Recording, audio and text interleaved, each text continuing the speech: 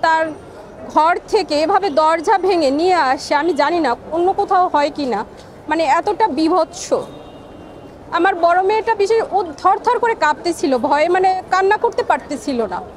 এই ছিল র্যাব ছিল, যখন নিচে নামি তখন র্যাব 3-এর গাড়ি দেখি, 2টা, একটা অ্যাম্বুলেন্স ছিল, আরও 5-7টা গাড়ি ছিল হাইয়েস্ট। 19 তারিখের শেষ, 20 তারিখের শুরু, 20 জুলাইয়ের ভোর রাত আনুমানিক 3টা 20 থেকে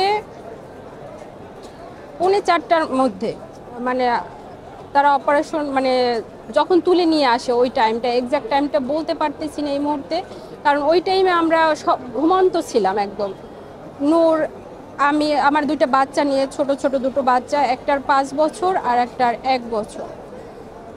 সো হঠাৎ করে শুনি শব্দ শুনে যখন ঘুম ভেঙে শুধু আমি দাঁড়িয়েছিলাম, নূর দাঁড়াতেও পারিনি ওই টাইমটাতে।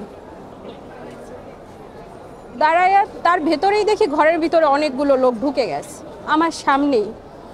মেইন দরজা ভেঙে আমাদের রুমের দরজা, মানে 2টা দরজাই পাশাপাশি। নূর যখন উঠতে চাচ্ছিল, বড় মেয়েটা ওর গলাটা জড়ায় ধরেছিল, যার কারণে ওর উঠতেও একটু, কারণ বড় মেয়েটা ওর বাবার কাছেই থাকে। আমি যেহেতু একজন সাধারণ স্কুল টিচার, আমি যে জায়গায় জব করি ওই জায়গায় থাকি, আর যেহেতু আমার ছোট ছোট 2টা বাচ্চা, ইভেন মানে ইতিমধ্যে আমি, মানে এগুলো তো পাবলিকলি সত্যি বলার মতো না, কিন্তু তারপরেও এখন বলতে হচ্ছে, 7 মান্থ রানিং আমি প্রেগনেন্ট। তো আমার নিজের চলাফেরা বা ছোট বাচ্চাটা টেক কেয়ার করা আমার পক্ষে সম্ভব হচ্ছিল না। তো যার কারণে ওরা দুজনই ওর বাবার কাছে থাকতো, ওদের টেক কেয়ারটা ওই প্রপারলি করতো, আর ইভেন আমার মা সাথে থাকতো।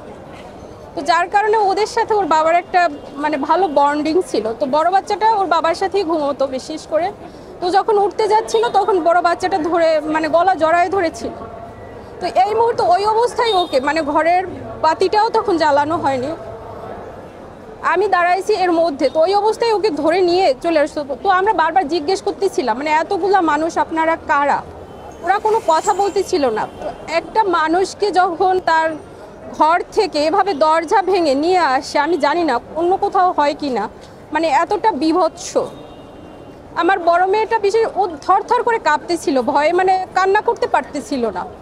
ইভেন এর আগেও আমাদের বাসায় একটা ইনসিডেন্ট ঘটে গেছিলো, এর আগে একজনকে তাও দরজা ভেঙে নিয়ে আসছিল। তো ওই টাইমটার আমার মেয়েটা খুব ভয় পেয়ে গেছিলো, ওই মানে মেন্টাল ট্রমার মধ্যেও ছিল, সেটা থেকে সারিয়ে সবে মাত্র হয়তো করছে, এর মধ্যে আবার এই ইনসিডেন্ট। তো যখন ওকে টেনে হিস্ট্রে নিয়ে আসে তখন মানে 25শে মার্চে সে কারোর মনে হয় আমাদের জীবনে নেমে এসেছিল, সেই ঘুমন্ত নিরস্ত্র বাঙালিদের উপর যেভাবে ঝাঁপিয়ে পড়েছিল পাকিস্তানি হানাদার বাহিনী, মনে হয় সেই বিভৎসতাকেও যেন আমার লাইফটাকে হার বানাই দিয়েছিল। কি অভিযোগে নিছেন?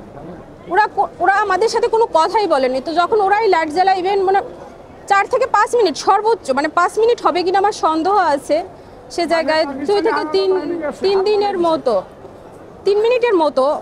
তো ওকে ধরে নিয়ে নিচের চলে নিয়ে আসে। আমরা বারবার, মানে একটা মানুষকে এত রাতে নিয়ে যাচ্ছে, বাট তারা তো পরিচয় দিবে বা কিছু, তারা কিছুই বলেনি। ও জায়গায় আমরা ড্রেসটা যখন বাতি জ্বালানো হয়, আমাদের মোবাইল 7 থেকে 8টা মোবাইল ছিল ঘরে, সব মোবাইলগুলো ওরা নিয়ে আসে।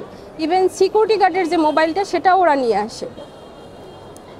তো যখন ওকে নিয়ে আসে আমি পাগলের মতো পিস ছিলাম, যে আর 40 থেকে 50 জনের মতো হবে প্রশাসনের লোক ছিল।